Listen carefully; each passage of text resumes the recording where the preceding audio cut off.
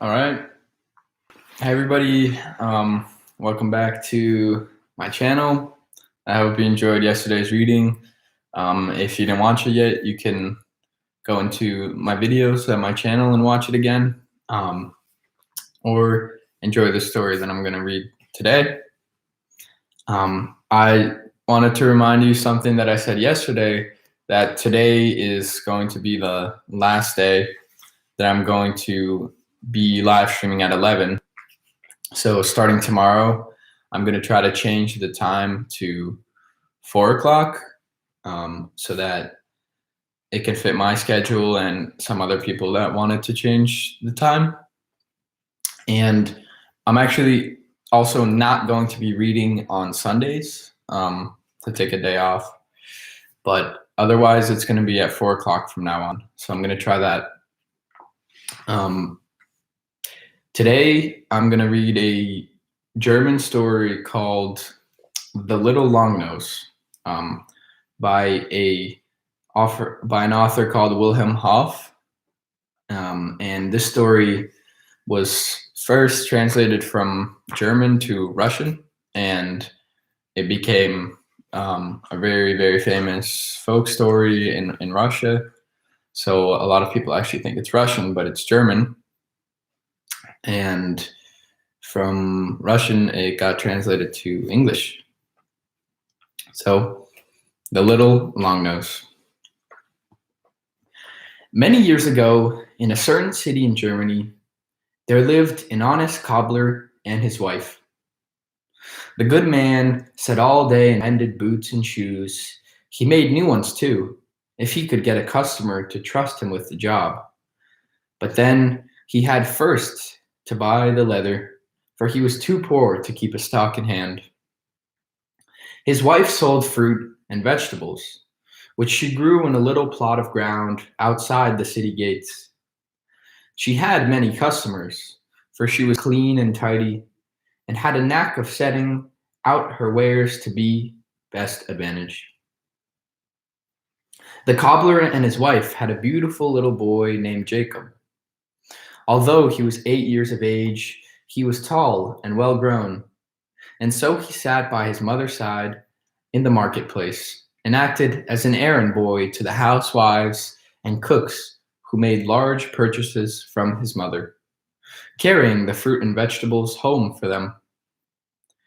Very often he came back with a piece of money in his pocket, or at least with a cake, or some sweetmeats, for he was so pretty and obliging that people liked to see him in their homes.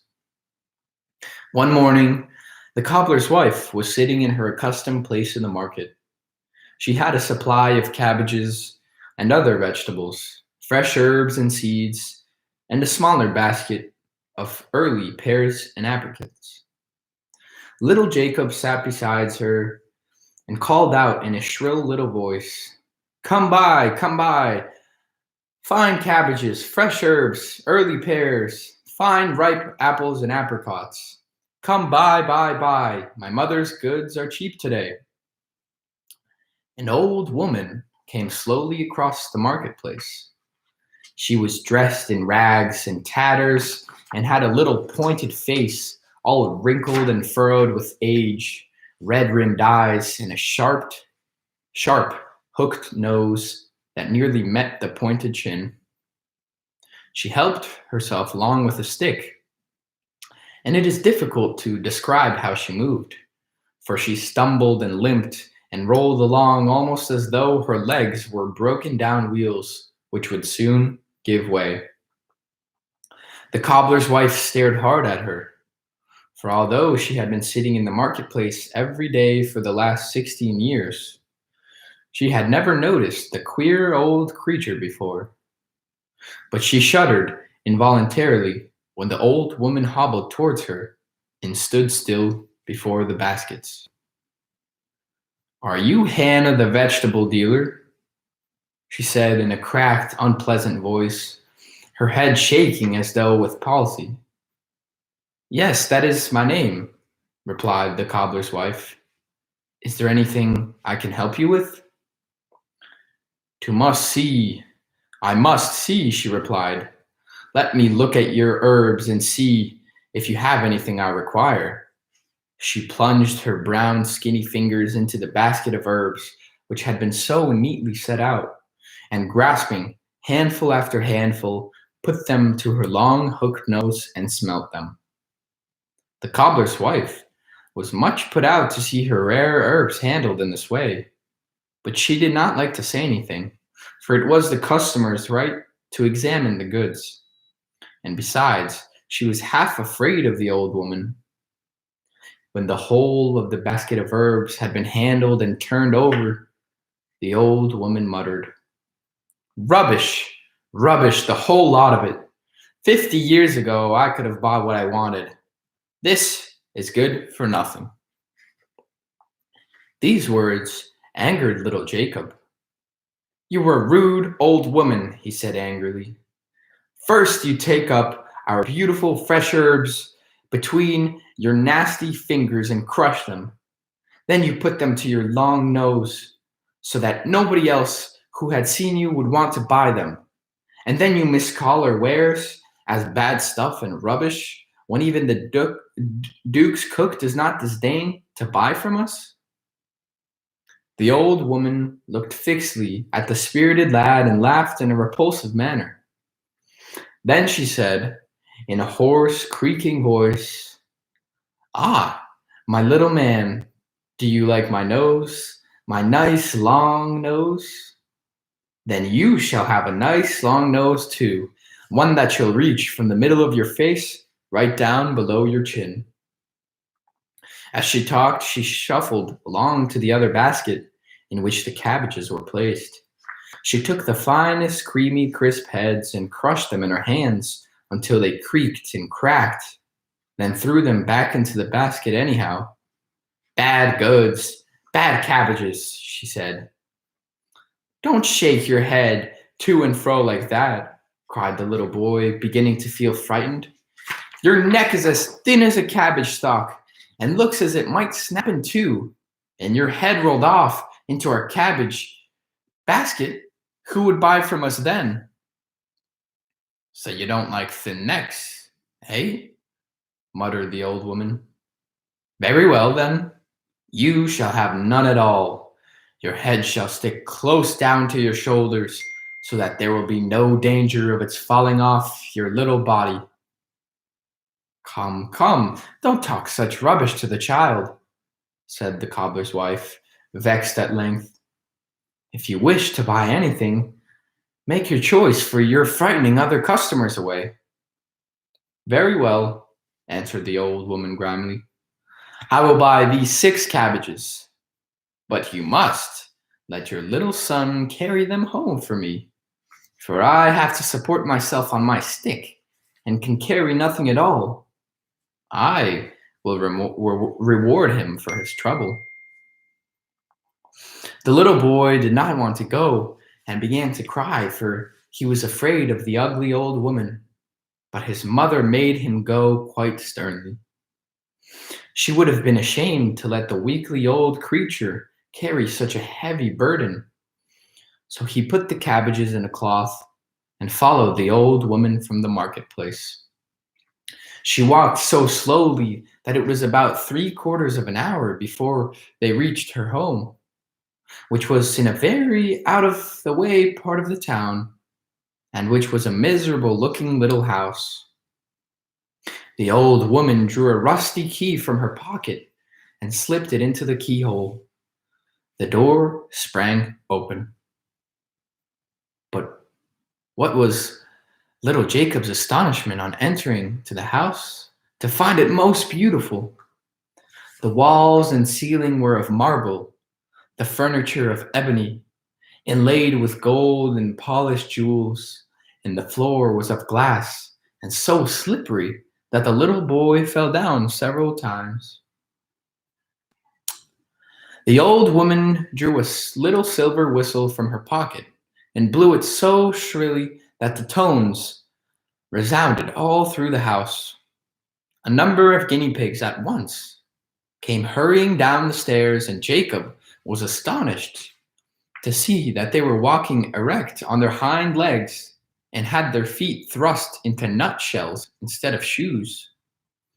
They wore men's clothing and had hats on their heads, made in the newest fashion. "Where have you put my slippers, you ragamuffins?" asked the old woman, striking them with her staff so that they began to whine and jump about. "How much longer do you expect me to stand here?" The guinea pigs bounded up the stairs and soon returned with a pair of coconut shells, lined and bound with leather. These they put on the old woman's feet, and at once she ceased to hobble and limp, flung away her staff, and began to glide about over the slippery floor with the greatest rapidity, dragging Jacob after her. She came at length to a room bearing some resemblance to a kitchen, though the tables were made of mahogany and the couches and chairs covered with exquisite tapestries. "Sit down," said the old woman in a scary tone, pushing him as she spoke into a corner of a sofa and then rolling a table in front of him so that he could not get out again. "You must be tired walking so far and carrying such a heavy burden," she said. "Now I am going to reward you for your trouble and make you some soup such as you have never tasted before. And you will remember all your life long." She again blew her whistle, and again a number of guinea pigs appeared, dressed in human attire. They wore cook's aprons and had cooking spoons and carving knives stuck in their waistbands. After them came a crowd of squirrels, dressed in wide Turkish trousers with little green velvet caps on their heads. They appeared to be the kitchen servants, for they at once began to clamber up and down the walls and brought pans and pots, eggs and butter, herbs and flour, and carried them to the fireplace, where the old woman seemed to be very busy with her cookery. The fire burned merrily, and the contents of the pans began to steam and hiss and send forth a very pleasant smell. At last, the soup was cooked, and the old woman poured some into a silver dish and set it before little Jacob. "Eat, my little man," she said, "and you will have all that you have wished for in me. You shall become a clever cook too, but you shall never, never find the herb that was missing in your mother's basket." The boy did not understand what she was talking about, but he went on eating his soup, which was delicious. His mother often cooked tasty dishes for him, but never anything like this. An odor of fine herbs and vegetables arose from it. It was both sour and sweet and very strong. As he finished the last of it, the guinea pigs set light to some incense, which rose in a blue cloud and was wafted throughout the room. Thicker and thicker the incense arose, and the little boy began to feel very tired.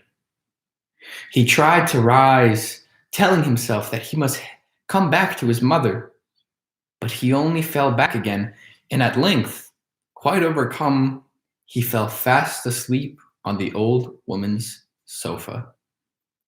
Then he began to dream such strange dreams.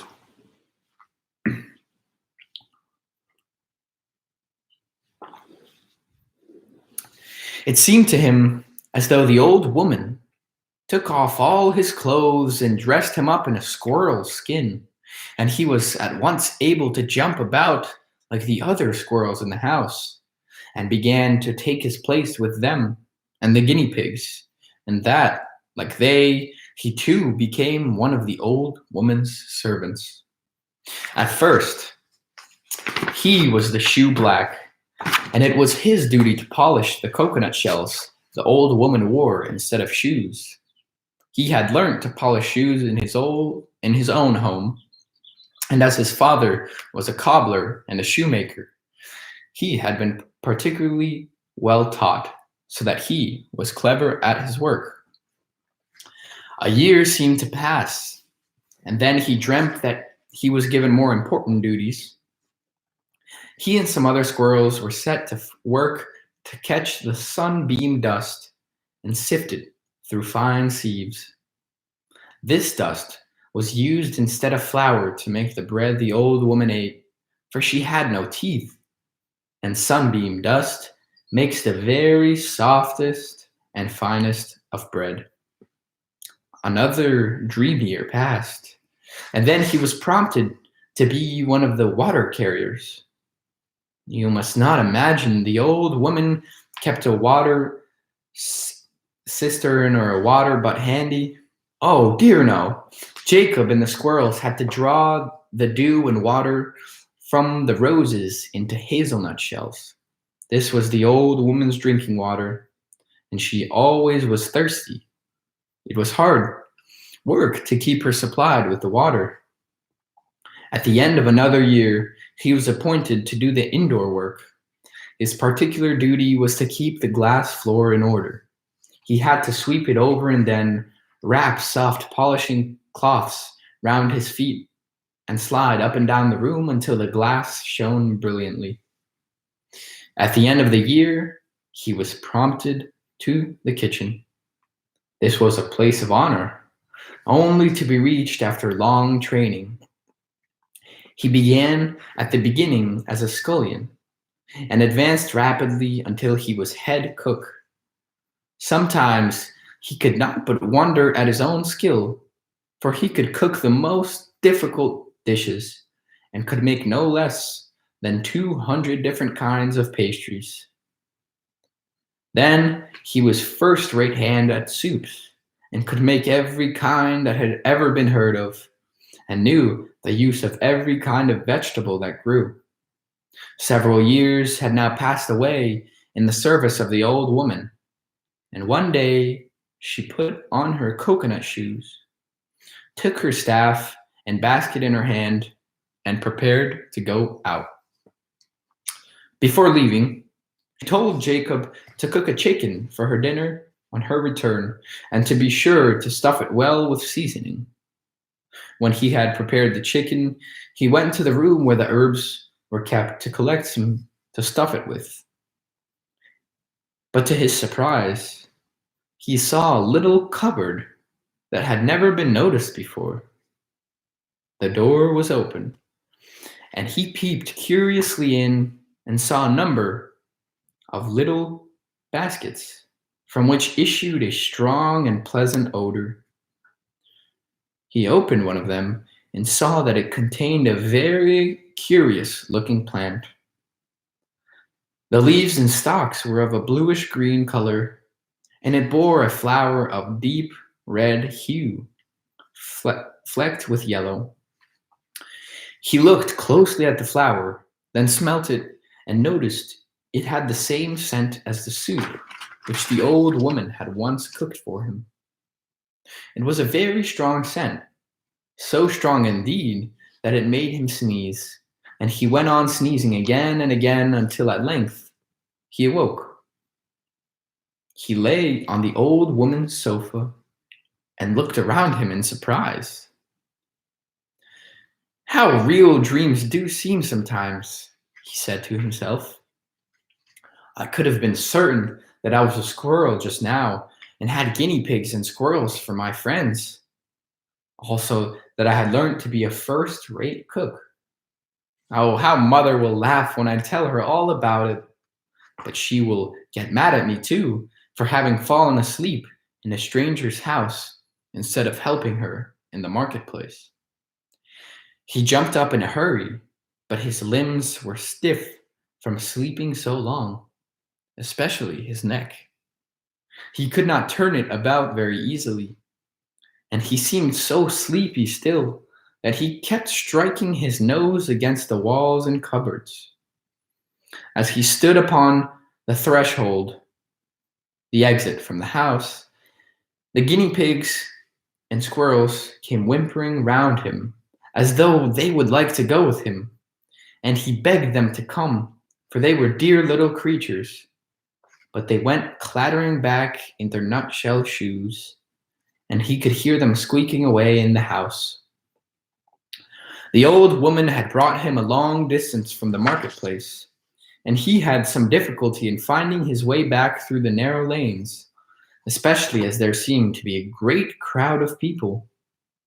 Somewhere near, he thought there must be a dwarf to see, for people were pushing and craning their necks and calling out to one another. Just look, what a hideous dwarf! Where can he come from? What a long nose he has, and how his head is sunk between his high shoulders. He has no neck at all, and see what great brown hands he has. Jacob would have liked to have seen the dwarf himself, for he always liked to see anything extraordinary. But he could not wait, because he knew he ought to hurry back to his mother. He felt frightened and nervous when at length he reached the marketplace, for his mother looked so different. He felt sure he could not have slept very long, for she still had a quantity of fruit and vegetables unsold. But she sat, with her head leaning on her hand, never calling out to the passerby to buy her fruits and vegetables. She was pale too, and looked very sad. He hesitated as to what he should do, but at length he took heart and crept up behind her, and, laying his hand upon her arm, said, "Mother dear, what's wrong with you? Are you angry with me?" She turned to look at him, but started back with a cry of horror. "What do you want with me, you hideous dwarf?" she cried. "Such jokes are out of place." "But mother," said Jacob in alarm, "you cannot be well. Why do you push your son away?" "Have I not told you to go away?" said his mother angrily. "And you will get nothing from me by such jokes, you ugly creature." "She must be out of her mind," said the little one. "However, shall I get her back home?" "Mother dear, look well at me. I'm your own little son, Jacob." "Now you have gone too far with your jokes," cried the woman. "You hideous dwarf, standing there and frightening my customers away. You must need to make game of my grief and sorrow. Neighbors, listen to this fellow. Who dares to say he is my son Jacob?" Her neighbors all came crowding round her and began to abuse poor Jacob in no measured terms, telling him it was cruel to joke with a bereaved mother who had had her lovely boy stolen away 7 long years ago, and they threatened to tear him limb from limb if he did not go away at once. Poor Jacob knew not what to make of it all. He had gone that morning with his mother to the marketplace, or so he believed, had helped her set out her wares of fruit and vegetables, had carried home the old woman's cabbages, taken a little soup, and fallen asleep for a short time. and yet his mother and the neighbors declared he had been gone 7 years, and they called him a horrible dwarf. What could have happened? When he saw that his mother would have nothing to do with him, the tears came into his eyes, and he turned sadly away and went up the street towards the little shop where his father sat and mended shoes during the daytime. I will see if he will recognize me, he said to himself. I will just stand in the doorway and speak to him. When he reached the cobbler's shop, he stood in the doorway and looked in. The old man was so busy that he did not notice him at first. But upon looking up, he dropped the shoe he was mending and cried out, Good gracious me! What is that? Good evening, master, said Jacob as he entered the shop. How was trade just now? Bad, very bad, little gentleman, said the cobbler. I cannot work as well as I did. I'm getting old and have no one to help me, for I cannot afford an assistant. Jacob was astounded that his father should not have recognized him either. So he answered, Have you no son whom you could train to help you? I had one. Jacob was his name. He should be a tall, well-grown youth by now, who would have been able to be my right hand, for even as a little fellow, he was handy and clever at my trade. He was so handsome, too, and had such pleasant manners, for he would no doubt have brought me more customers. Very likely by this time, I would have given up cobbling shoes and have made new ones instead. But alas, such is life. Where is your son, then? Asked Jacob with a trembling voice. No one can tell, replied the old man. For 7 years ago he was stolen from us. 7 years ago? Cried Jacob in horror. Yes, little gentleman, 7 long years ago. I remember it as though it was yesterday. My wife came home from the market weeping and wringing her hands. The child had been gone all day, and though she had searched for him everywhere, she had not been able to find him. I had warned her many times to keep a careful eye upon our pretty boy, telling her there were bad folks in the town who might steal him for the sake of his good looks. But she was proud of him, and often, when the people bought fruit and vegetables from her, she sent him to carry home their purchases. But one day, an ugly old woman came into the market and began to bargain with her. In the end, she bought more than she could carry, and my wife, being a kind woman, let her take the boy with her. And from that hour, he has never been seen again. And that was 7 years ago? Asked Jacob. 7 years, alas! We looked for him high and low, and our neighbors, who had all known and loved the dear little fellow, helped in the search, but did not find him. Neither could we hear any news of the old woman who had taken him away. No one seemed to know anything about her, except one old woman who was over 90 years of age. And she said, she must be the wicked fairy Herbina, who visited the town once every 50 years to buy things she required. Thus spoke Jacob's father, as he hammered away at his shoe and drew the thread backwards and forwards busily. And the poor little fellow began to understand at last what had happened to him.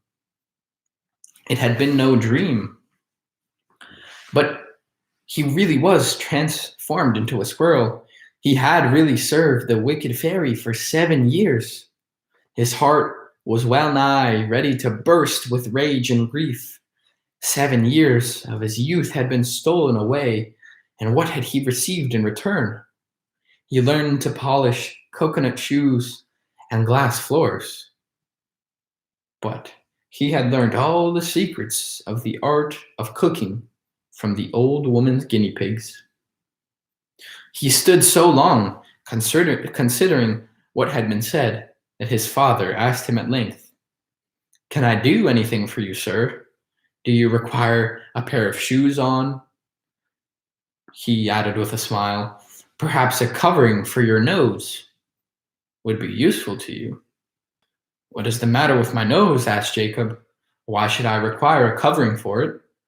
"Well," replied the cobbler, "everyone to his taste. But I must say, if I had a nose like yours, I would make a case for it of bright red leather. See, I have just a piece by me.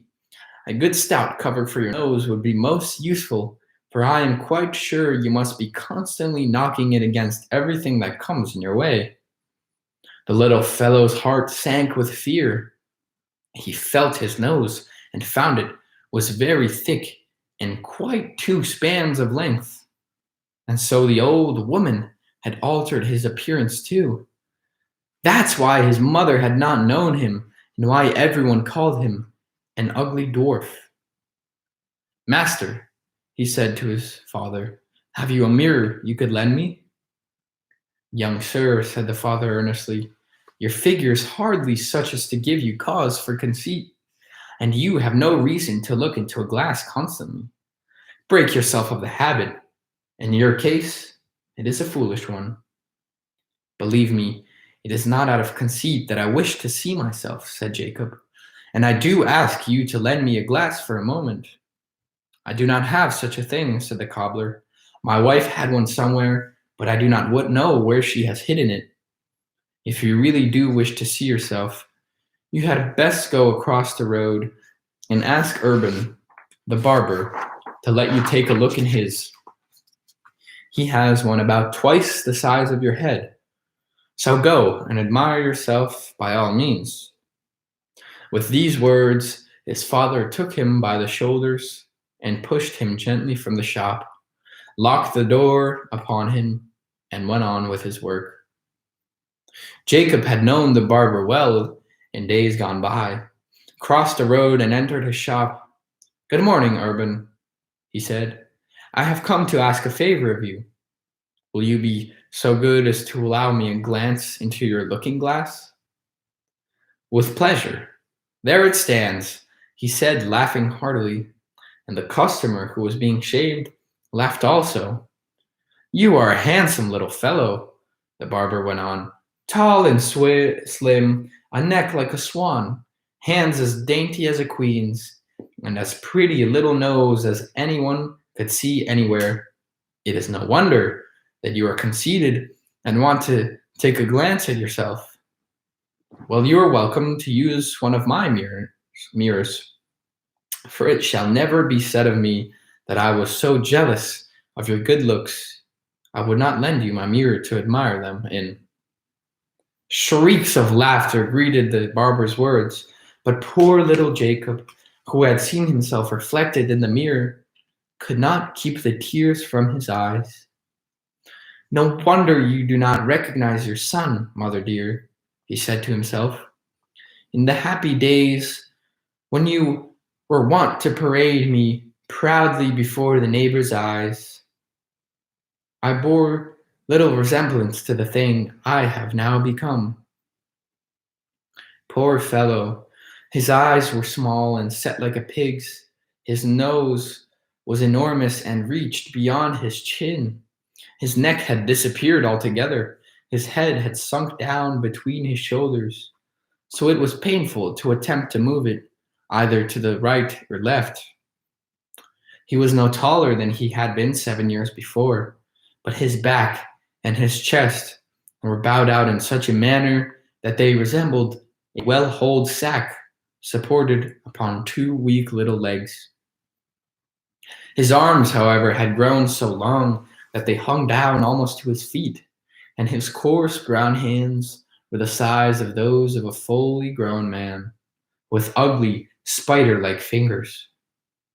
The handsome, Lively little Jacob had been changed into an ugly, repulsive-looking dwarf. He thought once more of the morning on which the old witch had fingered his mother's goods, and when he had twitted at her and her large nose and huge hands. Everything he had found fault within her, she held given him now, with the exception of the thin neck, for he had no neck at all. Surely you have admired yourself sufficiently, said the barber, laughing. Never in my dreams have I seen such a comical fellow as you, and I have a proposal to make to you. It is true I have a great many customers, but not quite as I had at one time, for my rival, Barber Lather, has come across a giant and has engaged him to stand at his door and invite the people to enter. Now a giant is no great wonder, but you are, my little man. Enter into my service, and I will give you board and lodging and clothing for free, and all you will have to do is to stand at my door and ask people to come in and be shaved and hand the towels, soap, and so on to the customers. I shall get more customers, and may be sure you will receive a good many coins for yourself. The little fellow was so very much hurt that he should have been invited to act as a barber's decoy, but he answered quite politely that he did not wish for such employment, and walked out of the shop. His one consolation was that, however much of the old witch had altered his body, she had no control over his soul and his spirit. He felt that his mind had become enlarged and improved, and he himself knew himself to be wiser and more intelligent than he had been 7 years previously. He wasted no time in bewailing the loss of his good looks, but what did make him sad was the thought that he had been driven like a dog from his father's door, and therefore he determined to make one more effort to convince his mother of his identity. He returned to the marketplace and begged her to listen quietly to him. He reminded her of the day on which the old woman had taken him and recalled to her many incidents of his childhood. Then he told her how he was transformed into a squirrel. He had served the wicked fairy for 7 years, and how his present hideous features had been given to him because he found fault with the old woman's features. The cobbler's wife knew not what to believe. Every detail he had told her of his childhood was correct, and yet she could not believe it possible that he could have been changed into a squirrel. Besides, she did not believe in fairies or magic, good or evil. When she looked at the ugly little dwarf, she found it impossible to accept him as her son. She thought the best thing that could be done was to talk the matter over with her husband, the cobbler. And so she collected her baskets, and she and Jacob went back to the cobbler's shop. See here, she said, this fellow declares he is our lost Jacob. He has described to me exactly how he was stolen away 7 years ago, and how he has been bewitched by a bad fairy. Indeed, cried the cobbler, angry. He has told you exactly what I told him an hour ago, and he has tried to take you in with his story. Bewitched he has. Well, I will disenchant this little son of mine. So saying, the cobbler took a bundle of leather strappings, and seizing poor Jacob, whipped him mercifully until the poor fellow, screaming with pain, managed to make his escape.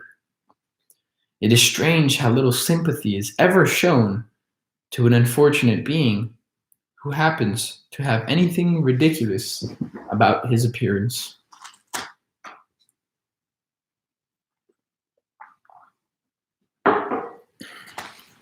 This was the reason that poor Jacob was obliged to pass all that day and night without tasting food, and that he had no better couch than the cold steps of a church. But notwithstanding, he slept until the morning sun rose and wakened him, and then he had set himself earnestly to consider how he was to earn a living for himself, seeing that his mother and father had cast him off. He was too proud to serve as a barber's signpost or to exhibit himself in a show for money. But, remembering how excellently he had learned to cook when he was in his squirrel form, he thought it possible that he could make use of his art now. At any rate, he determined to try. He remembered to have heard that the Duke, who owned the country, was said to be very fond of good living, and so, as soon as the day was sufficiently advanced, he made his way to the palace. The porter at the great gateway laughed at him in scorn when he said he wished to see the chief cook, but on his persisting, he led him across the courtyard. All the servants who were about the place stared at him, and then followed in his train, laughing and jeering at him. They made such an uproar that the steward came out to see what all the noise was about. He carried a whip in his hands, and with it he laid about him left and right. "You hounds," he said, "how dare you disturb your master's slumbers? Don't you know that he is not awake yet?" "But, sir," cried the servants, "look what brings us here. Is that not excuse enough? Look at the queer little dwarf we are bringing you." As the steward saw poor Jacob, he had hard work to keep from laughing too, but he considered it would be beneath his dignity to join in the mirth that the other servants had managed to restrain himself, and driving them off with his whip, led Jacob into his own apartments and asked him what he wanted. Jacob begged to be conducted to the head cook, but the steward could scarcely believe him. "Surely, my little man, it is to me you wish to apply for a situation. Do you not wish to become the Duke's jester?" "No, sir," replied the dwarf. "I am a first-rate cook and understand how to prepare all sorts of delicacies. I thought the head cook might be willing to make use of my art." "Every man to his own liking, little man. But it seems to me you are rather a foolish fellow. As the Duke's jester, you would have had no work to do, fine clothes to wear, and plenty of good food to eat and drink. Still, we will see what we can do for you, though I doubt if your cookery is sufficiently good to suit the Duke's table, and you are too good to be made a mere scullion of." The steward then led me to the head cook, to whom Jacob hastened to offer his services. The head cook took a good look at him and burst out laughing. "You are a cook indeed," he said scornfully. "Why, you could not reach the top of the stove to stir a pan. Someone has been making game of you, sending you in here." But Jacob was not to be put off in this way. "Of what accounts are a few eggs, syrup and wine, flour and spices in a house like this?" he said. "Order me to make any tasty dish you can think of, and allow me to have the ingredients I require, and you shall soon judge whether or no I am a good cook." "Well, so be it," said the head cook, and taking the steward's arm, he led the way to the kitchen. "Just for the joke, we will let the little man do as he wishes." The kitchen was a magnificent place. Fires burned in 20 huge stoves. A stream of clear water, which served also for a fish pond, flowed through the apartment. The cupboards, which contained the stores mostly in use, were of marble and costly wood, and there were 10 large pantries containing every kind of delicious foods from both Eastern and Western countries. Many servants were running to and from, carrying kettles and pans and spoons and ladles. As the head cook entered, they all stood still, and there was not a sound to be heard but the crackling of fires and the rippling of the steam. "What has the Duke ordered for his breakfast today?" the great man asked of one of the inferior cooks. "My lord has been pleased to order Danish soup and red Hamburg patties," replied the man. "Very well," said the head cook, turning to Jacob. "You heard what his highness has ordered. Will you undertake to prepare such difficult dishes? As to the Hamburg patties, you will never be able to make them, for the recipe is a secret." "There is nothing easier," replied the dwarf, for as a squirrel cook he had often been called upon to prepare these dishes. "For the soup I shall require herbs, spices, wild boar's head, certain roots, vegetables, and eggs. And for the patties," here he lowered his voice so that only the steward and the head cook could hear him, "I require 4 kinds of meat, ginger, and a sprig of an herb that is known by the name of trencher man's mint." "By my honor as a cook, you must have learnt your trade from a magician," said the head cook. "You have hit upon the right ingredients, and mint is an addition I never thought of, but which will certainly add to the flavor of the dish." "Well," said the steward, "I would not have believed it possible, but by all means let him have the things he asks for, and see how he will manage to prepare the breakfast." As it was found that the dwarf could not reach up to the table, a slab of marble was laid across 2 chairs, and all the things he asked for were set upon it. Steward, head cook, and all the rest of the servants stood around and watched in amazement the clever, cleanly, and brisk manner in which he prepared the food. When he had mixed everything, he ordered the pots to be placed upon the fire and allowed to boil until they were to be taken off. Then he began to count 1, 2, 3, and so on, right up to 500. And then he cried, "Stop! Off with the pots!" They were immediately taken off the fire, and the dwarf begged the cook to taste the contents. A gold spoon was brought, and the head cook approached the stove, lifted the lid off one of the pots, helped himself to a spoonful of soup, then closing his eyes, smacked his lips with pleasure and enjoyment. "Delicious," he murmured. "By the Duke's head, it is delicious. Steward, will you not taste it?" The steward tasted both soup and patties, and then stroked his waistcoat gently with delight.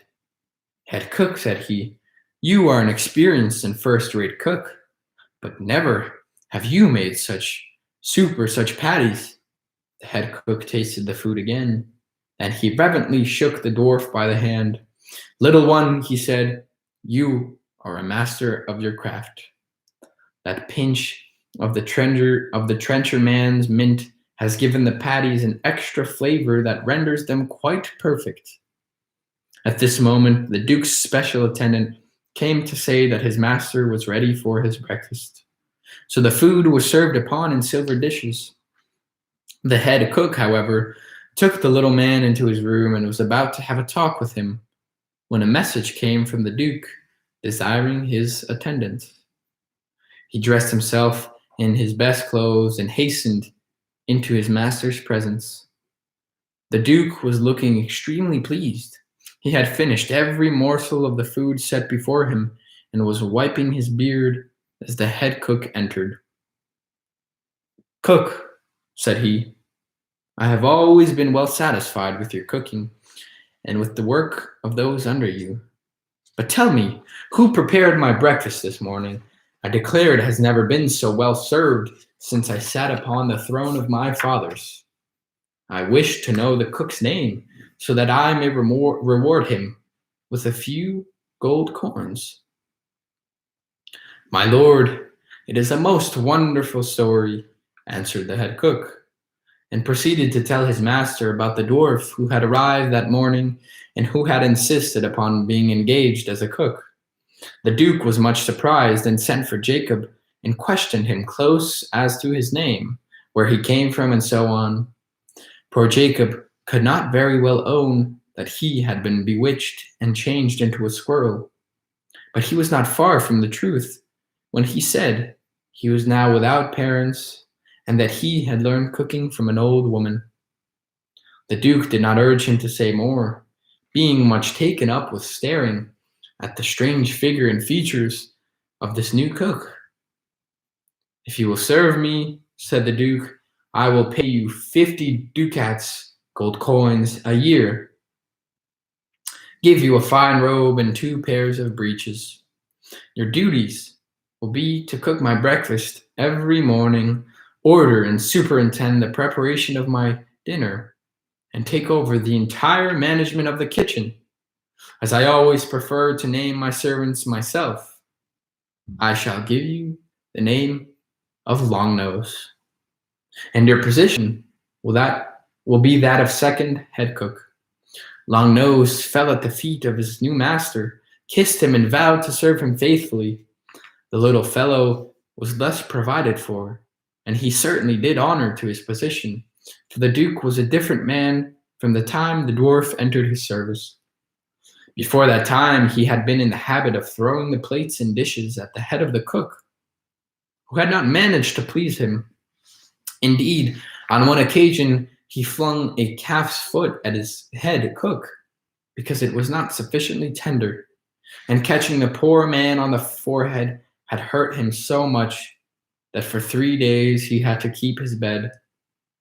It is true the Duke always paid for his acts of temper afterwards, with a handful of ducats, but nevertheless his cooks were wont to set the dishes before him in fear and with trembling hands. But since the dwarf had been in the house, all had changed. The master had 5 meals a day instead of 3, in order to thoroughly appreciate the skill of his little servant, and never had he been dissatisfied yet, but had found everything served to him both novel and excellent. He was always in good temper and grew fatter day by day. Sometimes, as he sat at a table, he would send for his head cook and Jacob and bid them share the delicious food set before him, which was considered a great honor indeed. The dwarf was the wonder of the whole city. The head cook constantly received entreaties from various persons to be allowed to witness the dwarf's cooking, and some of the most distinguished men in the state asked and received permission from the Duke to allow their cooks to take lessons from the little man. They paid him well for the instructions they received, but Longnose divided the money between all the other cooks, for he did not wish them to become jealous of him. 2 whole years the dwarf passed in the Duke's service, and was well content with the treatment he received. It was only the thought of his estrangement from his parents that gave him the least unhappiness. Nothing out of the common had happened to him until the following thing took place. He was a better hand at a bargain than most, always seeing at a glance which were the best goods on sale, and for this reason, whenever he had the time, he used to go to market himself. One morning, he went to the goose fair to buy geese. He was no longer treated with scorn and laughter, for everyone knew him to be the Duke's favorite cook. And every good wife with geese to sell thought herself lucky if his long nose turned in her direction. He went up and down the marketplace, and at length purchased 3 live geese, which were just the size he required. He lifted the basket in which they were placed upon his broad shoulders and turned towards home. It struck him as somewhat strange that only 2 of the geese cackled and gabbled, as geese always do. The third was silent, except when she heaved a sigh that sounded almost human. The creature must be ill, he said out loud. I had better cook her quickly before she gets worse. Then, to this astonishment, the goose answered quite plainly, Longnose, if you cook me, it will do no good. Frightened out of his wits, Longnose set down the cage, and the goose looked at him with her beautiful wise eyes and sighed. There, there, said the dwarf. Have no fear. I would not harm such a wonderful bird as yourself, for it is not once in a lifetime that one meets a goose that can talk. I wager you have not always worn feathers. I myself have been bewitched and turned into a squirrel, and I expect it is the same with you. You are right, said the goose. Alas, I did not always bear this humble form, and at my birth, who would have dared prophesy that Mimi, the daughter of the great magician Wetterbach, would end her days in a duke's kitchen? Set your mind at rest, dear Miss Mimi, said the dwarf consolingly. So sure as I am an honest fellow, and second cook to his highness, no one shall do you any harm. I will have a coop placed for you in my own apartment, and you shall have as much food as you require, and I will devote all my spare time to you. The rest, the kitchen servants, will be told that I am fattening you on some particular herbs to give you a specially good flavor, and I will take the first opportunity of setting you at liberty. As often as he could, he sat and talked to her and tried to comfort her. They told each other their sad stories, and this way, Longnose learned that Mimi was the daughter of the great magician Wetterbach, who lived on the island of Gothland. He had quarreled with a very wicked fairy who had managed to outwit him, and in revenge to change Mimi into a goose and bring her far away from home. The dwarf in return told her all of his adventures, and she said, I am not altogether ignorant of magic myself, having learned some things from my father. What you tell me about the quarrel over the herb basket and your sudden transformation on smelling a certain herb proves to me that the old woman used some herb in her enchantment, and you are able to find that herb. You will probably regain your original form. This was a small comfort for Longnose, for he had not the least idea where he could find such herb. It was just at this time that the Duke had a visit from a neighboring prince, a friend of his. He sent for Longnose and said to him, Now is the time to prove if you serve me faithfully and if you are a true master of your art. This prince, who is now my guest, lives better than anyone I know, except myself. He prides himself upon the first-rate cooks he keeps, and he is a very knowing man.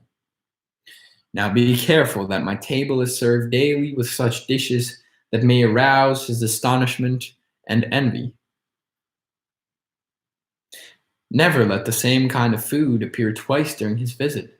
You may ask my treasurer for as much money as you require to purchase materials for your cooking. If you wanted to base your roast with gold and diamonds, you should have them. I would soon beggar myself than have to blush for the quality of my food. The dwarf bowed and promised the Duke that he would so manage that the dainty palate of the prince could not fail to approve of the dishes set before him. The little cook used all his skill and spared neither his master's treasures nor himself. All day long he was enveloped in a cloud of steam, out of which issued his voice giving orders to the other cooks. It would take too long to recount all the delicious foods he cooked. Suffice it to say that for a whole fortnight the Duke and his guests were served as they had never been served before, and the smile of enjoyment was constantly to be seen upon the face of the royal visitor.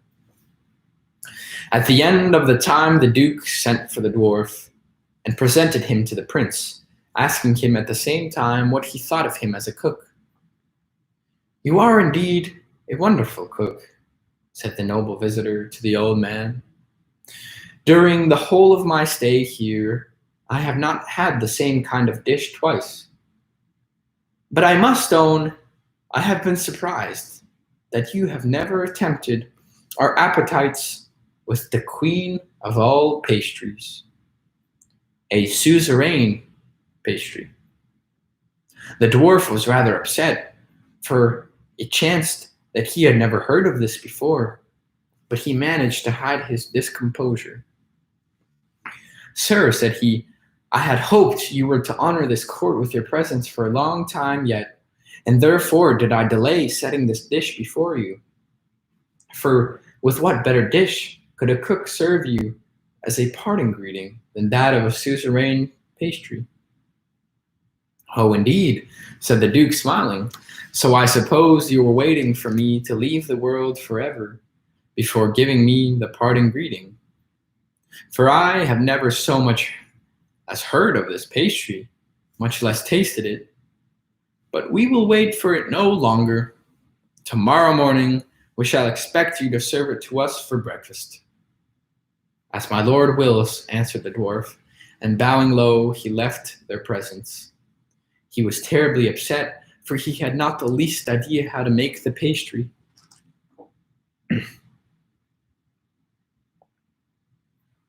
He went to his room, and there wept and bemoaned his sad fate.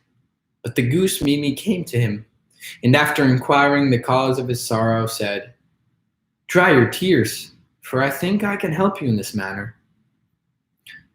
This dish was frequently set upon my father's table, and I know pretty well how it was concocted. Even if I cannot tell you every single ingredient, you will no doubt flavor the pie so deliciously that the prince will not detect any omission." She then proceeded to name to the dwarf the various ingredients required. He was ready to jump for joy and bless the day upon which he had purchased the goose, and then set to work to make the pastry. He had a little trial one to begin with, and it tasted delicious. He gave the head cook a piece to taste, and he could not say enough in praise of it.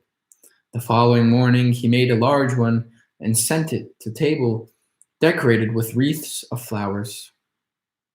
He dressed himself in his state of robes and entered the dining hall just as the carver had served the Duke with his guest with slices of the pastry. The Duke took a large mouthful and then cast his eyes up towards the ceiling. "Ah," he said, as soon as he could speak, "this has been truly called the Queen of Pastries. And as for my cook, he is the King of Cooks. What say you, dear friend?" The guest took one or more two mouthfuls before answering, and then, having tasted the flavor, he said rather scornfully, as he pushed his plate away, "It is as I thought. It is an excellent pastry, no doubt, but not the suzerain." The Duke frowned and reddened with anger. "Dog of a dwarf," cried he, "how dare you treat me so? I have a good mind to have your head chopped off as a punishment for your bad cookery." "My lord, I assure you I have made the pastry according to all the rules of the art of cooking," replied the dwarf, trembling.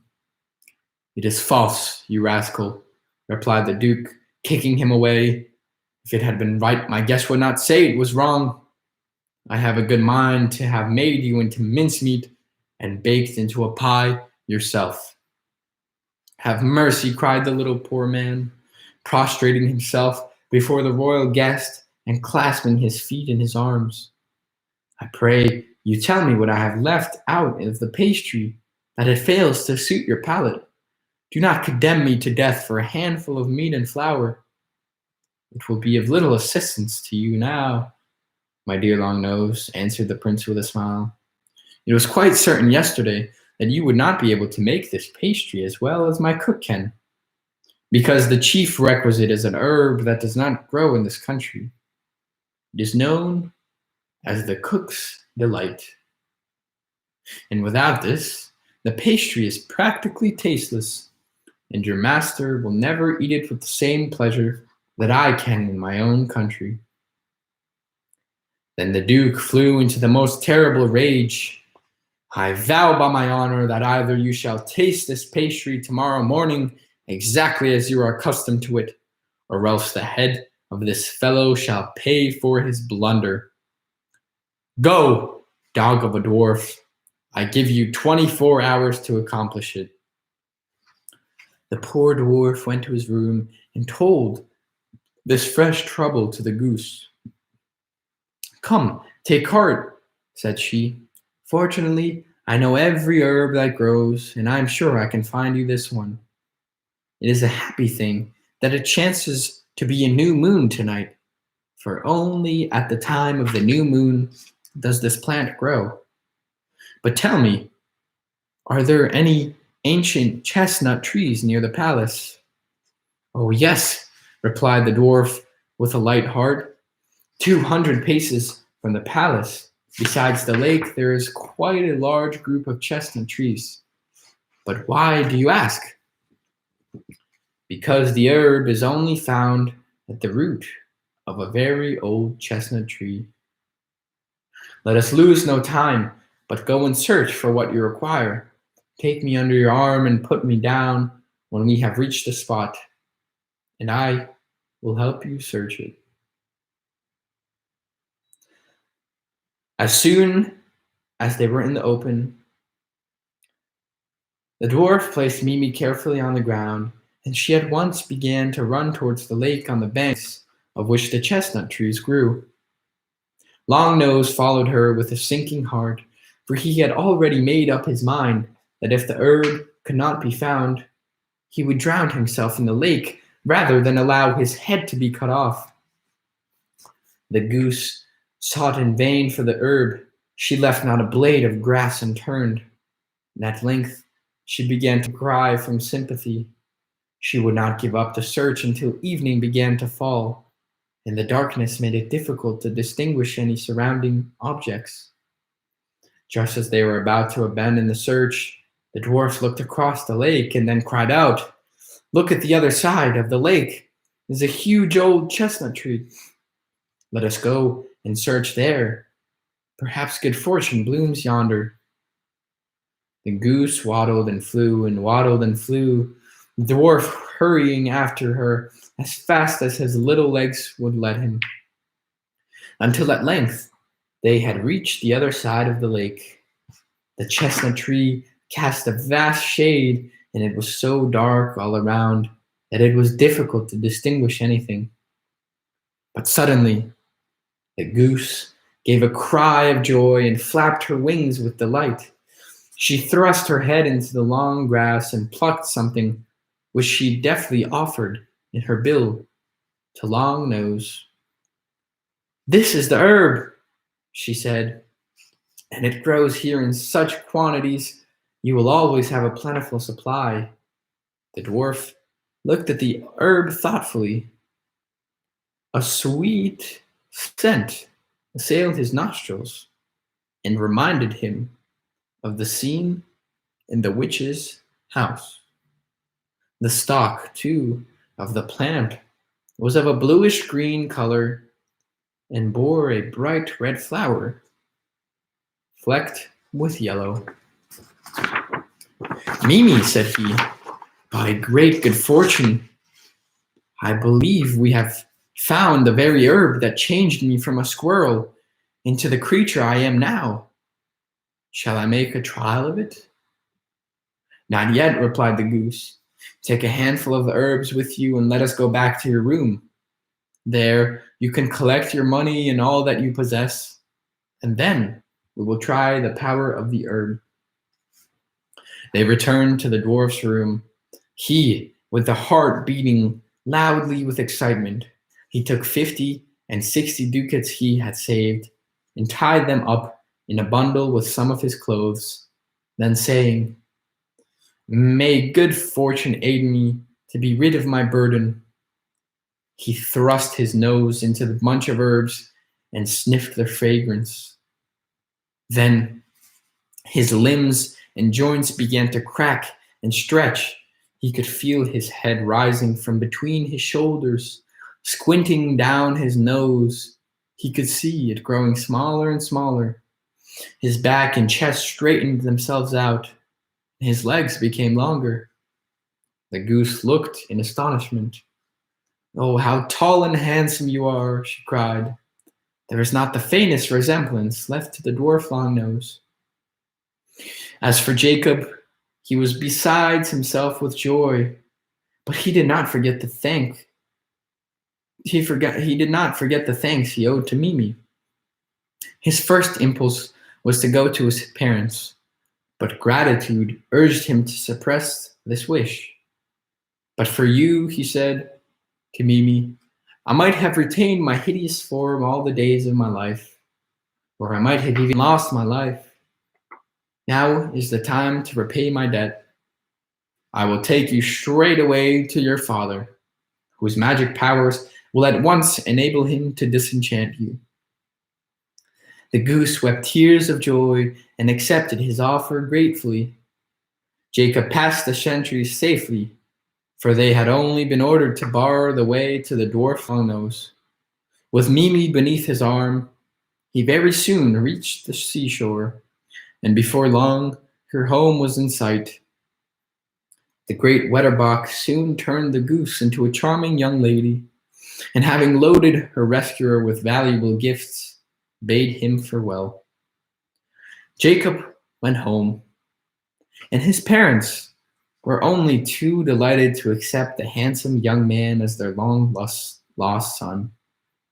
With the presents he had received from Wetterbock, he was able to purchase a shop, and he became a very rich man and lived happily all his days. But his disappearance from the Duke's palace caused a great hubbub. When the morning came on which the Duke was to fulfill his vow and behead the dwarf if he had not found the herb, the dwarf himself was missing. The prince declared the Duke had allowed him escape to avoid losing such a splendid cook, and said he had broken his word. They fought so violently that a war ensued, which is known in all histories of those lands as the Herb War.